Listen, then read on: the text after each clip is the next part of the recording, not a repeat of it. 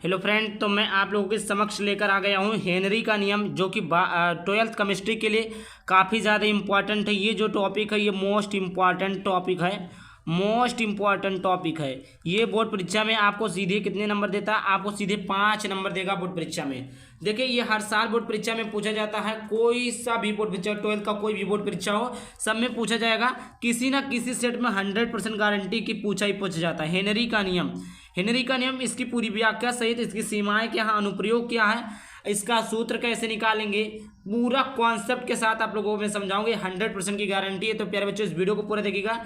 Channel पर पहली बार channel को सब्सक्राइब करके वीडियो को लाइक जरूर कर देना। सबसे पहले मैं फिगर के माध्यम से समझाने का प्रयास करूंगा, क्योंकि फिगर्स के माध्यम से ही आप लोगों को समझ में आ जाएगा। क्योंकि अगर आप लोग फिगर समझ गए तो आपको ना याद करना पड़ेगा, ना सूत्र याद करना पड़ेगा, कुछ नहीं, आपको आ जाएगा। देखिए क्या कहता है कि इस नियम के अनुसार, किसके नियम के अनुसार, जो भी मैं बताना चाहूँ, इस नियम के अनुसार स्थिर ताप पर किसी दरों में गैस की विलेयता दाब के समानुपाती होती है। आपको कुछ नहीं समझ में आया? 100% गारंटी है आपको कुछ नहीं समझ में आएगा। यार, दिक्कत लेने की जरूरत है, जब तक मैं हूँ तब तक दिक्कत नहीं होगी। देखिए समझिएगा। सबसे पहले मैं यहाँ पर कोई ऐसे एक पात्र ले लेता हूँ।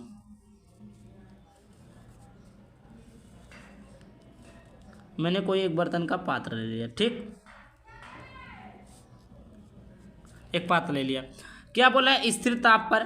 स्थिर ताप का मतलब होता है प्यारे बच्चों कि जो टी का मान हो वो 0 हो, यानी नियतांक, मतलब जो हमारा तापमान हो 0 हो, मतलब नियतांक हो, स्थिर हो।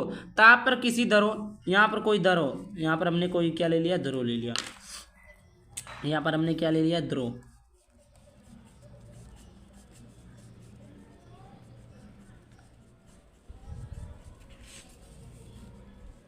देखिए यहाँ पर हमने क्या ले लिया, ध्रुव ले लिया। अब आगे देखिए क्या बोला है कि स्थिर ताप पर स्थिर ताप हो गया, पर किसी दरों में, किसी दरों हो गया कि विलेयता दाब के समानुपाती होती, कि किसी गैस की विलेयता। तो गैस हमने क्या ले लिया, CO2 ले लिया। यहाँ पर देखिए, ठीक, यहाँ पर क्या ले लिया, CO2 ले लिया। क्या बोला है? स्थिर ताप पर किसी दरों में गैस की विलेयता, गैस की जो विलेयता हो दाब के समानुपाती होती है। मतलब जितना प्रेशर देंगे, जितना कार्बन डाइऑक्साइड, मतलब जितना गैस दबाएंगे, मतलब जितना होगा, जितना गैस उतना ही क्या होगा, इसकी जो होगी दाब बढ़ेगा। मतलब जितना गैस उतना दाब बढ़ेगा, मतलब इसकी का समानुपाती होगा। यहाँ से समझिए क्या बोला है कि स्थिर ताप पर दरों में गैस की विलेयता यानी M क्या हो गया, M क्या समानुपाती होता है, किसके समानुपाती होता है प्यारे बच्चों, दाब के समानुपाती होता है। समझ में आ गया? ये दाब के क्या होता है, समानुपाती होता है।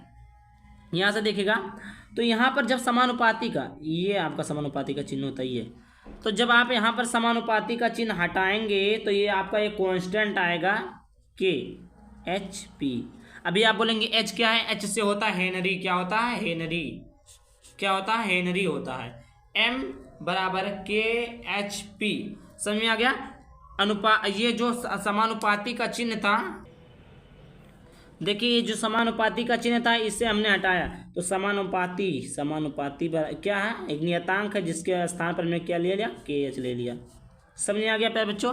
यही आपका क्या है, हेनरी का नियम है। देखिए अब समझते हैं कि M बराबर क्या होता है प्यारे बच्चों। M बराबर होता है घुली गैसों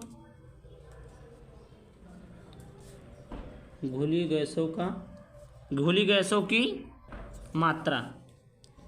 घुली गैसों की क्या होती है, मात्रा होती है KH बराबर क्या होता है, K बराबर होता है नियतांक, और H बराबर होता है हेनरी। तो यहाँ आप लिख सकते हैं हेनरी नियतांक।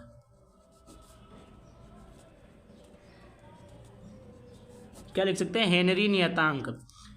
P बराबर क्या होता है आपका, दाब। क्या होता है प्यारे बच्चों, दाब होता है। आई होप आपको समझ में आ गया होगा। आपको पूरा नियम समझ में आ गया, फिगर मैंने समझा दिया कैसे क्या होता है, और यहाँ पर इसको भी मैंने बता दिया कि M बराबर घुली गैसों की मात्रा है, KH बराबर हेनरी नियतांक, और P बराबर होता है दाब। अब देखिए समझते हैं हेनरी के नियम की सीमाएं क्या है।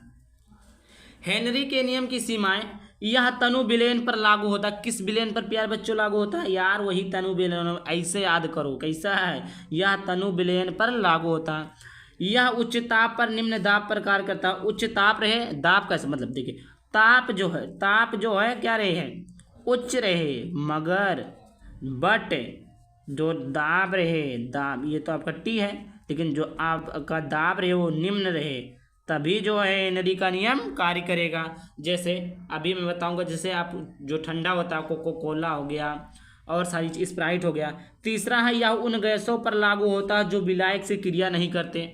विलायक ही जो हमने ले लिया है द्रव में जो विलायक लेते हैं उससे जो क्रिया जो गए उन्हीं गैसों पर, मतलब सभी गैसों पर लागू नहीं होता। जैसे कार्बन डाइऑक्साइड हो गया उस पर लागू हो गया, लेकिन कुछ गैसें ऐसी है जिस पे लागू नहीं होगा। क्यों नहीं लागू होगा?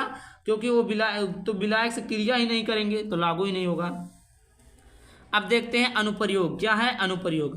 अनुप्रयोग पहला, शीतल पेय पदार्थ के, शीतल पेय पदार्थ तो ये जो मैंने बताया ठंडा, कोको कोला, जो भी चीज़ें आती है। दूसरा है गोताखोर द्वारा, समुद्र में गोताखोर द्वारा। तीसरा है फेफड़ों की क्रिया विधि, जो फेफड़ों की क्रिया विधि होती है उसमें इसका अनुप्रयोग होता है। तो देखिए यहाँ इतना सारा था जो कि हमने आप लोगों को समझा दिया। तो आई होप वीडियो को लाइक कर देना, चैनल पर पहली बार चैनल को सब्सक्राइब कर देना। चलिए मिलते हैं किसी नए वीडियो किसी नए टॉपिक के साथ, तब तक के लिए बाय बाय, थैंक यू, जय हिंद, जय भारत, वंदे मातरम।